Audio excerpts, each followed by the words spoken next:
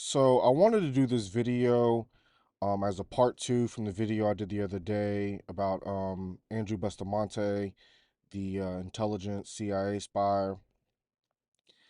And as somebody who is America first, I think that we should really discuss how much money we have sent Israel since 1948. And of course, this is excluding the trillions of dollars that we have spent for Iraq, Afghanistan, Yemen, currently in Syria. Um, there's talks right now that we may be going to war with Iran.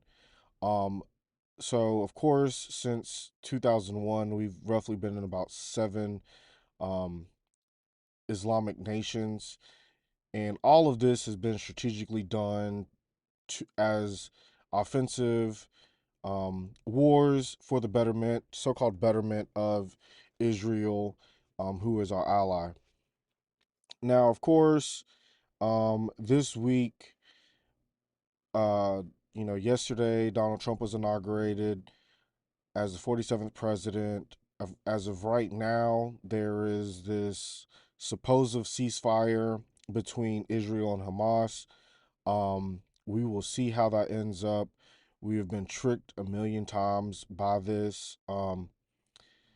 And we should just, be cautious about that. But before we go further with sending money, if that becomes the case, or becoming offensive as an offensive tool for the nation of Israel, we should really discuss how much money that we have spent. And it's fucking ridiculous.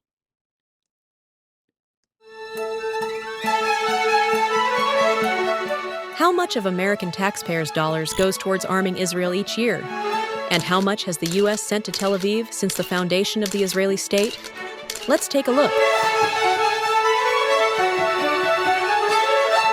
In 1948, just 11 minutes after Israel declared its independence, the U.S. President Truman was the first president to recognize the newly established state. Whether Washington had, at that time, to recognize the So, as you can see, this has always been a Zionist agenda. I may do a little bit more of an in-depth thing on what Zionism is, if for those who don't know. But we're not going to go into too much detail with it right now. But obviously, this has been a Zionist agenda since the late 1800s, and of course, this has definitely been a Freemason project. Um, Albert Pike was the first one to really talk about this openly around the time of the Civil War and a little bit after. So obviously, this has been an agenda by the Freemasons, which is also part of the Zionist agenda. newly established state. Whether Washington had, at that time, calculated the financial cost of its support for Israel over the next 77 years is unknown. Today, the total amount of funds Washington has sent to Israel since 1948 has exceeded $300 billion when adjusted for inflation. $300 billion could be used to reforest an area of 300 million hectares, feed 1.5 billion people for an entire year, build 750,000 homes for the homeless, assuming a cost of $400,000 per unit, rebuild Gaza, which Israel has decimated since October 7th, 6 times over. So I kind of wanted to do this dollars spent since 2001 um, for military. Um,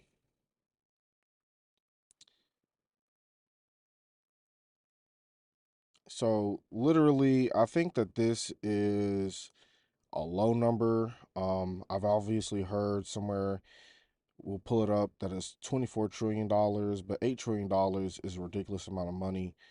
That is, and according to Brown University, we have each spent $23,000, which is crazy. I mean, you could easily send somebody to, trade school for that kind of amount of money. You can send somebody to, public institution. maybe not necessarily being able to get housing and a meal plan at a public university, but for this price, you can definitely go to community college and go to university for pretty much free. So, and of course, that's including FAFSA as well. But you take $8 trillion and then you divide that by 300 billion, and then that within itself is 26,000 times. I mean, 26 times.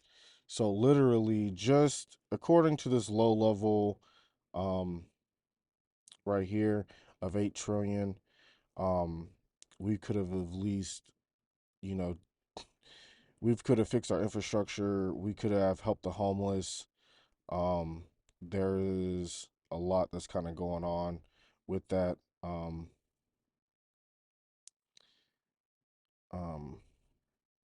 but yeah,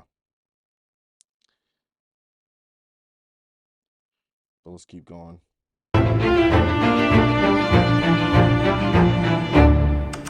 Let's go back to where we started, though. Just 6 months after Israel was established, then U.S. President Truman fulfilled a promise he made to Israel's first president, Chaim Weizmann, and, on November 29, 1948, approved a $135 million bank loan to Tel Aviv, in addition to an agreement to sell surplus goods to Israel. The funds Truman and his successor, President Eisenhower, allocated to Tel Aviv from the U.S. budget in the years following Israel's declaration of independence were deemed insufficient by Israeli standards, however.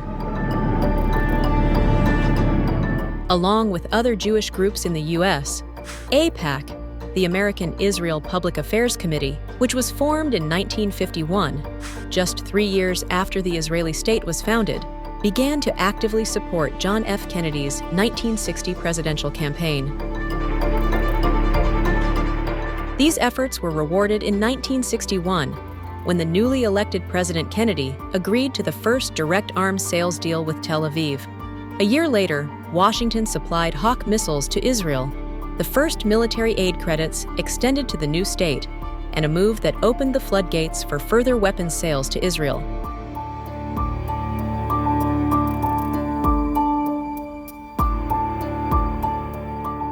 The military relationship between Washington and Tel Aviv was boosted under President Lyndon B. Johnson. Okay, so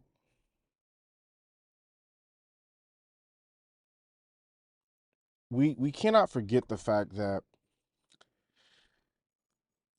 John F. Kennedy, John F. Kennedy, um, wanted to, before it was called AIPAC, he wanted to declare the Jewish lobbyists as foreign actors, which they would be completely treated different. They'd be kind of treated like Chinese lobbyists, Saudi Arabian lobbyists, and stuff like that. And so when you kind of go into the assassination attempt of JFK, you see that, of course, CIA director, OSS director before it was the CIA, Alan Dulles, um, pretty much worked in tandem with Israel and Lyndon B. Johnson to pretty much have JFK assassinated. So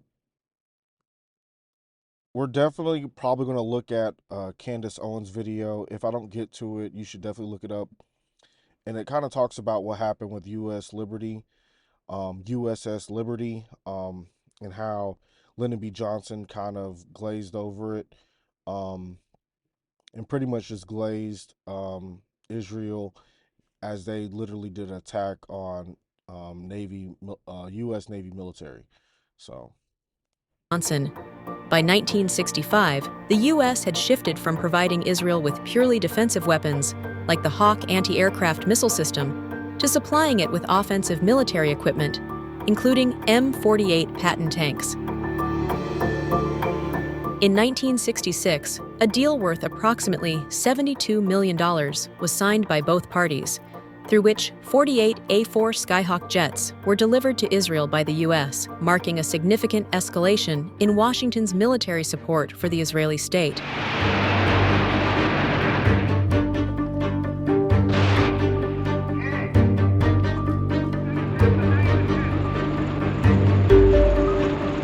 After the Arab-Israeli War of 1967, Washington approved the delivery of 50 F-4 Phantom fighter jets to Israel, another major escalation in military aid, especially compared to the U.S.'s earlier delivery of less aggressive Skyhawk jets. The total military package reached $300 million, and the sale marked the first time a non-NATO country acquired the F-4, the most advanced fighter aircraft at the time.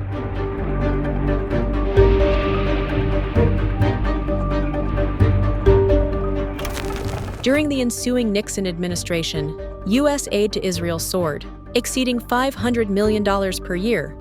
And in October 1973, amid the Fourth Arab-Israeli War, U.S. Congress approved a $2.2 billion aid package for Israel, boosting its military assistance to Tel Aviv by a staggering 800%. It was during that war that President Nixon famously ordered his national security advisor to send Israel everything that can fly, initiating a massive airlift operation codenamed Operation Nickel Grass. This large-scale air bridge And just to kind of go back, kind operation of codenamed pause it. Operation We can't forget who this guy is right here, Henry Kissinger. Definitely neocon, war hawk. Obviously had a lot more loyalty to um, Israel, more or less, than he did to um, America. We saw what kind of happened under his leadership and reign in the Vietnam War, and how, it was literally just a failed mission from the beginning. They knew it was a failed mission, but they wanted to keep it going, which literally brought us into the forever wars. So, Nickel Grass. This large-scale air bridge delivered vital military supplies to Israel, including nearly 33,000 tons of equipment. Just a couple of years later, in 1975, a total aid package of $14.5 billion was allocated to Israel as part of Washington's defense budget. In 1978, following President Carter's signing of the Camp David Accords between Egypt and Israel, the U.S. pledged to meet all of Israel's military needs, including supplying it with the latest offensive aircraft F-16 fighter jets. A year later, Washington quadrupled its military aid to Israel, raising it to $4 billion. This aid also supported the construction of new, advanced air bases in Israel, costing around $1.1 billion. and as you may remember, inflation was running rampant under the Jimmy Carter days. Um, a lot of this kind of had to do with us coming off the gold standard, which we had to under Nixon because of the kind of debt that we were printing. Of course, if anybody knows, Fort Knox has never had a successful audit. Um, and with Jimmy Carter and inflation running rampant, you see that it literally caused stagflation, where inflation is going through the roof plus unemployment. And so this is what also in part tanked Jimmy Carter's career. Of course, as you fast forward a little bit, there was the Iranian hostages, and a lot of this always has to do with how Israel deals with the Middle East and other countries. And so, of course, according to Reagan's aides, those hostages were ordered to be kept by Iran until, Ronald Reagan was, inaugurated. And to kind of go back to the topic of inflation, when you print billions and trillions of dollars and you're running a deficit, that literally causes inflation. And so, as you may know, after the Wu flu, $8 trillion is printed. A lot of that did go to big businesses, went to stock buybacks, it went to CEOs getting, their palms greased, and a lot of companies just getting glazed. But you saw that even though it caused inflation, because the velocity of money, as consumers, we were spending, we were getting the stimulus checks, we were spending. Other people were getting PPP loans. Other people were getting all kind of small business loans and grants and stuff like that.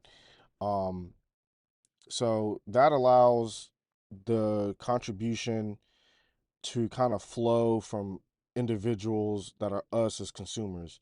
But when you have this kind of money going to places like Ukraine, going to places like Israel, you know, us as the average American, we don't see the benefits of it. So therefore, inflation hits us even harder because when we're benefiting from inflation, our wages grow, our ability to make more money, there's a lot of benefits to it. But when you're just giving this money away to different countries, the only people that really benefit are the foreign countries themselves and the war companies like Raytheon, Halliburton, General Dynamic, and stuff like that. And in December 1987, Washington designated Israel as a major non-NATO ally, allowing Tel Aviv to purchase American weapons at discounted prices. From 1987 to 1999, Israel received $1.2 billion in annual economic aid grants and $1.8 billion in military aid grants from the U.S. And at the end of the Clinton administration in 2001, an agreement was signed to increase Washington's annual defense aid to Tel Aviv from $1.8 billion to $2.4 billion. I told the Prime Minister that the United States will commit more than $100 million to this effort. I am taking this step because I'm determined that we must have every tool at our disposal to fight against extremist violence. Following the September 11th attacks on New York City, Washington once again boosted its military aid to Israel. In 2007, President George W. Bush signed an agreement with the Israeli government stating that the U.S. would provide Tel Aviv with $2.55 billion annually, with a $150 million increase each year, culminating in annual aid of $3.15 billion by the end of the agreement in 2017. So, as you can see, Israel's getting crazy amount of money uh, annually.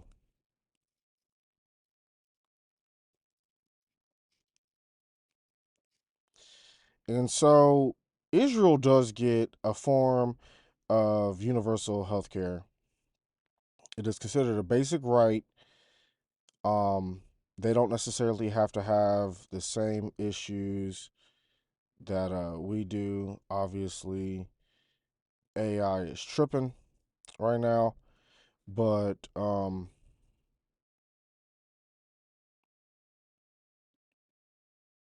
obviously, um, every Israeli citizen is entitled to health care services under the National Health Insurance Law. Every resident has a right to register as a member of the Kaput Holim of his or her choice, free of any preconditions or limitations stemming from his or her age or the state of his or her health. Um, every resident has a right to receive health care, include medical services, medical discretion, um, and at a reasonable quality of life with a reasonable period of time and at a reasonable distance from his or her home. Um, so you see that, we have a vigilante like Luigi Mangione. He's obviously, something caused him some kind of disgruntlement with the United Health Care system, United Health, and obviously he did what he did in New York. Yet we're being denied health care. You can pay for 5, 10, 15, 20 years. If you have a serious condition like cancer or something like that, you can easily be denied. And yet we're sitting here giving all this money away to Israel. We don't have a lot of the same programs as Israeli citizens have in their own country, yet we're pretty much socializing their country. Obviously, we're not just sending just military aid, we're also sending them grants, um, which all of this is just literally crazy. And that's not including how much money Zionist Christians are sending for settler programs, um, to literally be able to go into the West Bank, to go into Syria, and go into Lebanon and build homes. So, they are truly being subsidized, not only from, American Christians, but all the way up to the American Christians and those who are bought and paid for by APAC, um, in our Congress and in our Senate. Um, well, in our House of Representatives and our Senate. So, yeah, it's oligarchy for us and socialism for them. So, and where's the capitalism? This funding enabled Israel to purchase advanced military systems from the U.S., including F-35 fighter jets. From 2006 to 2020, the U.S. also provided Israel with $2 billion to support the development and procurement of its David's Sling air defense system.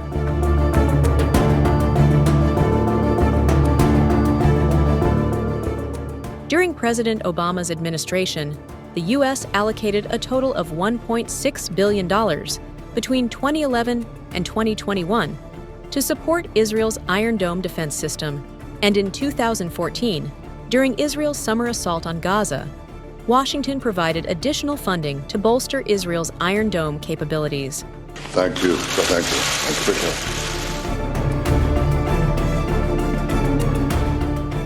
In 2016, the U.S. signed a new 10-year military financing agreement with Israel, covering the period from 2019 to 2028. Under this agreement, the U.S. committed to providing a total of $38 billion in military financing to Israel over the course of 10 years, amounting to approximately $3.8 billion per year. This is the single largest pledge of military assistance to any country in U.S. history. While President Trump demonstrated his support for Israel during his first term primarily in the political arena, he also formalized the 10-year military memorandum signed into law under the Obama administration.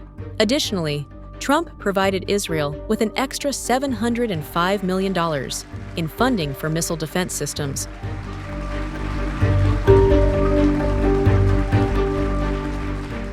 Since October 7, 2023, the U.S. has reportedly provided Israel with $17.9 billion in military aid as per previous agreements. The U.S. has allocated over $300 billion to support Israel, shaping it into one of the most powerful military forces in the world. However, this unwavering financial backing has fueled debates about its role in perpetuating regional instability and oppression. Critics argue that the stark contrast between the support given to Israel and the limited $11 billion provided to the Palestinian territories highlights a troubling imbalance that undermines prospects for peace and justice in the region.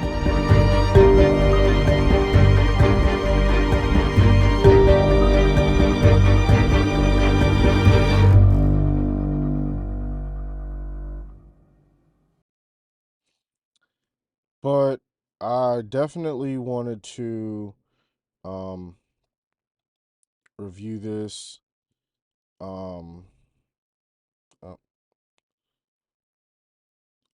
Definitely wanted to review this. That way, y'all can make the decision for yourself. Of course, y'all know where I stand. It's America first. $300 billion is crazy money. We have too many homeless veterans. We have too many homeless people in general.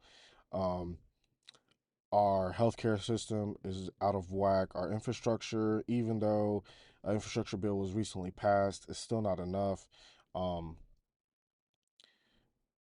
our education system is out of whack as well. I mean, there's just a lot of stuff that's kind of going on that's really fucked up domestically that we really have to be able to cure these ails before we can help any other country. And I completely still have a disagreement with even helping Israel altogether just because of the Leahy Act, which is an American law pretty much saying that we are not allowed to support any country that's participating in genocide, oppression, um, apartheid or anything like that. So um, I kind of definitely draw the line on that. I understand that we definitely have to have a military. We definitely have to make sure that our servicemen and women are, have adequate funding, housing. If you're going to go get shot at and potentially get a bullet hole in your ass cheek or your fucking leg blown off, or, come back with post traumatic stress disorder, you're going to come back with a whole bunch of issues if you don't end up possibly, you know, um, unalived. You should definitely be compensated for that. I'm sorry, that's just what it is. You might not be able to agree with that, but if you're really wholeheartedly just joining under the impression that you are protecting our freedoms and our democracy, and you happen to be fighting a politician's war, then of course, that is a downfall. But you should definitely be compensated you know, for our national defense. But when we're sitting here socializing this other country, these other countries, we're paying for them, we're giving them money, they're not paying us back, they're not providing any kind of um they're not providing any kind of economic benefits, national security benefits, um then we should really question this kind of support, especially when you're talking about um $8 trillion having been spent. That could have easily given us some kind of um,